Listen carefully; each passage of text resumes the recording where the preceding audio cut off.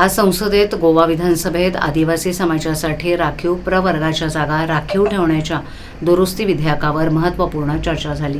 यावेळेला सत्ताधारी पक्षातील खासदार नरेश म्हस्के यांना आपली भूमिका मांडण्याची संधी मिळाली। उपमुख्यमंत्री एकनाथ शिंदे आणि खासदार डॉक्टर श्रीकांत शिंदे यांच्या पाठिंब्यामुळे ही संधी मिळाल्याचं त्यांनी नमूद केलं। आपल्या भाषणात त्यांनी केंद्र सरकारनं आदिवासी समाजाच्या विकासासाठी केलेल्या कामांचा आढावा घेतला। त्यांनी सांगितलं की 40 नवीन EMRS शाळा आणि 25 शाळांची पायाभरणी आदिवासी मुलांसाठी गुणवत्तापूर्ण शिक्षणाचा मार्ग मोकळा करतोय। शिवाय PM जनमन अभियानाद्वारे रस्ते, वीज आणि अंगणवाडी केंद्रासारख्या सुविधांचा विस्तार केला गेलाय।